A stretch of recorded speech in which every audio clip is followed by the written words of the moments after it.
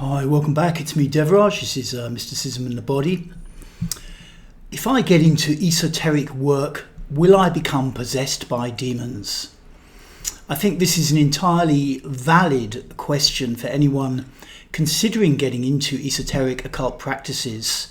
Something that they would be naturally worried about and that they would ask themselves.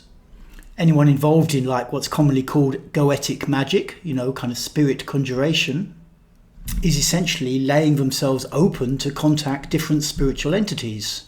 And of course, our folklore, from no matter where we are, is littered with cases of people actually becoming possessed by spiritual entities, often negative spiritual entities, demons. And I think it's pretty normal to not want this to happen to you. And because of the risk of demonic possession, many authentic spiritual schools, esoteric schools, orders, teach you to do a lot of banishing before you get involved in their kind of work, using lesser banishing ritual of the pentagram and this kind of thing. And it's obviously great to have strategies like this available, but I think what also helps is to understand why this might be happening or why you might be at risk of it happening. To understand the mechanism by which a demon or some other spiritual entity might take you over. Because I think, with certain fields of psychology, you definitely can start to articulate a means by which this could happen.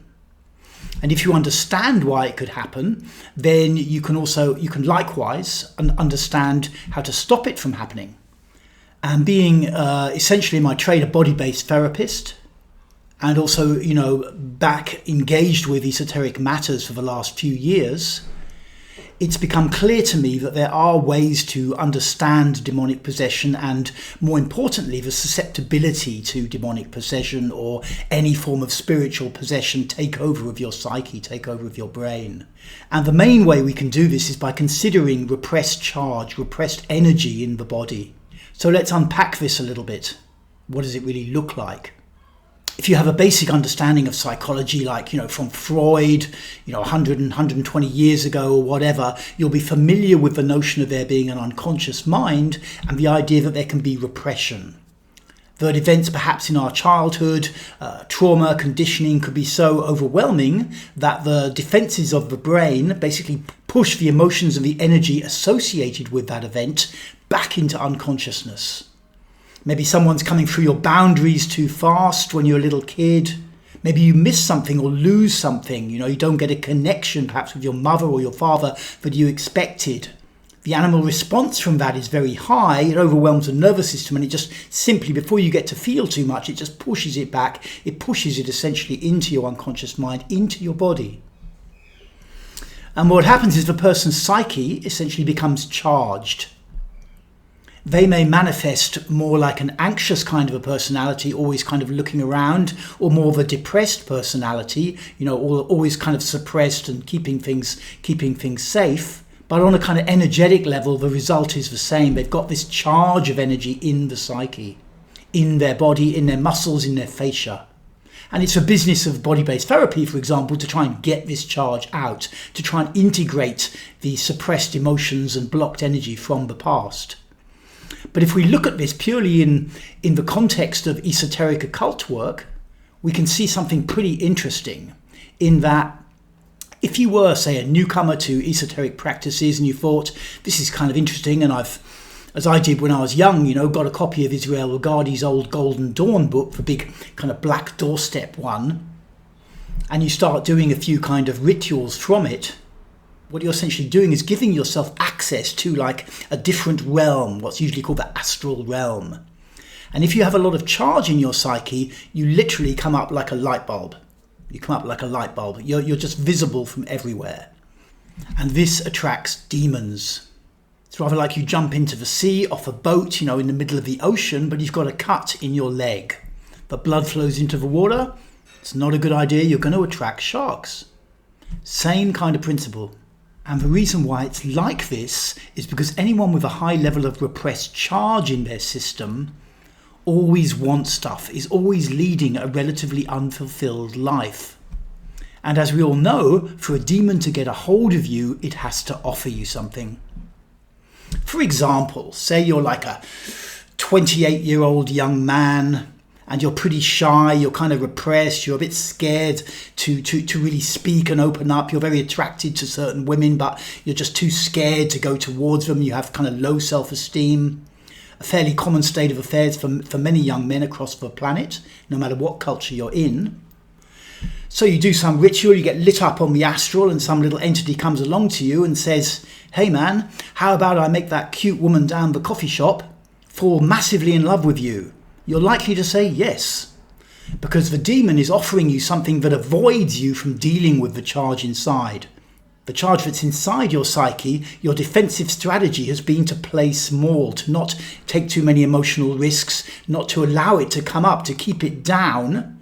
So the possibility of wiring round that will be very, very attractive to you.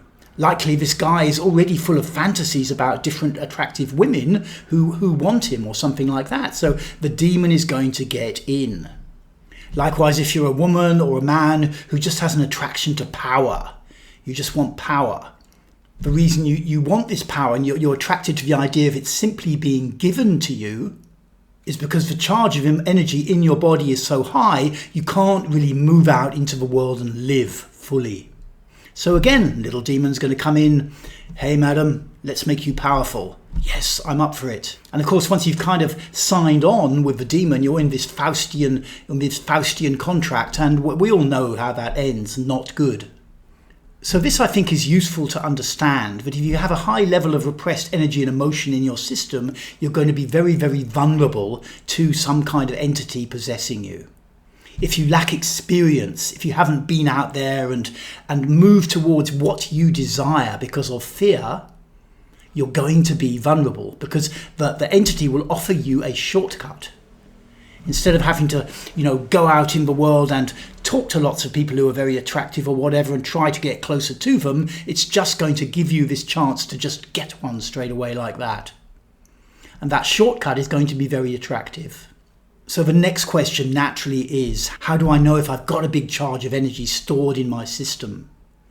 One way you can ascertain this is by looking at the kind of fantasies that you naturally create in your mind. Do you somewhere long for power? Do you long for sex? Do you long for money? Do you long to be in a position of authority? The kind of things that you ideate on in your inner fantasy world where no one can see give you an indication of what's going on in your unconscious mind, in what the Jungians would call your shadow. And generally, if we pull back and look at humanity in general, I would say that everyone's got a high level of charge in their psyche, so we're all vulnerable. Why do I say this? Because having worked 10, 15 years in the field, and one of the things that you constantly hear is that I don't have any trauma. And that's fair enough, but someone might not have any trauma. But unfortunately, trauma is not the only means by which we get a big repressed charge in our system. The main mechanism through which it occurs is through cultural conditioning. The process that we go through as a little kid from when we're born in learning how to be a member of that culture. I was brought up in Britain, and I learned certain things growing up about how I should be and how I should repress as a man, how I should try and make myself look to the people around me, to get social acceptance, to try and get friendships, to get a partner, to get work, this kind of thing. There's all these kind of implicit rules that you have to slowly learn growing up. And the only way that you can shape yourself as you present yourself to the world is through repressing a lot of stuff. This is simply how it is for most people on the planet. Human cultures are highly repressive because in reality, if you pull back, the culture is really like a kind of macro organism, and you are just a little cell within the culture. Even in the West, where we consider ourselves to be, the members of a very individualistic culture, if you really look at it, mostly we're brought up to work, to make money for our country's GDP, or maybe, to fight some of the kind of geopolitical enemies of our own culture, or more to just store certain memes and ideas and beliefs about our culture, and which ones are good, other cultures that are bad, what we're in opposition to, and this kind of thing. The culture is completely occupying us. It's essentially instrumentalizing us for its own furtherance, rather as though the real organisms on the planet are cultures, and humans are just, like I said, little cells, little members of a culture. So because of this reality, that we're facing in the era in which we're living, most people have a lot of repressed stuff. And this means that you will be vulnerable. You will be vulnerable. How you can try and stop yourself being vulnerable is by getting more charge out. And that's why in my own practice with esoteric work, I integrate a lot of body-based therapy techniques. And what they essentially do, whether it's body movement, bioenergetic kind of stuff, or rebirthing breathwork kind of stuff, other Reichian techniques and stuff like that, what they're basically doing is causing the level of sensation in your body to expand.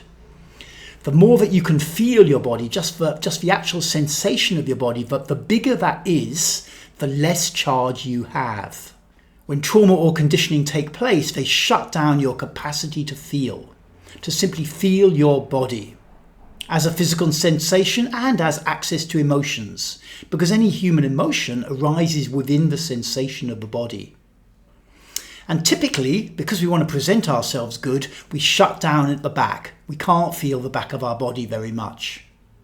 So as a kind of simple heuristic, if you've got a good level of feeling in your lower back, you're probably relatively safe from demonic possession.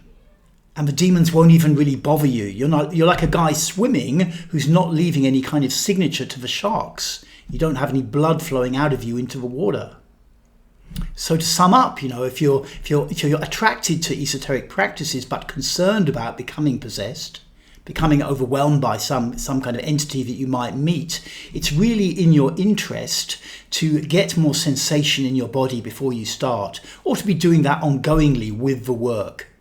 And incidentally, if you want if you have experienced some kind of incident of possession, or you think you have, expanding the level of sensation in your body is going to help. It's going to correct it. Because all any demon is at the end of the day is another aspect of yourself which is repressed. This is not to diminish the dangers of demonic possession. It's just to understand it, that there will be something that you don't want to feel at an egoic level that you're pushing away, and the demon comes in through that doorway. If you start to feel it, if you expand your sensation to encompass that, the demon will have no ground on which to hold within you and will simply become integrated within your psyche, and you will become a stronger person. Okay, cool. Thank you for tuning in today. My name is Devraj Sandberg. Feel free to look me up on Google and you'll be connected to all the stuff I'm up to. And I'll see you again shortly for some more mysticism in the body. Thank you.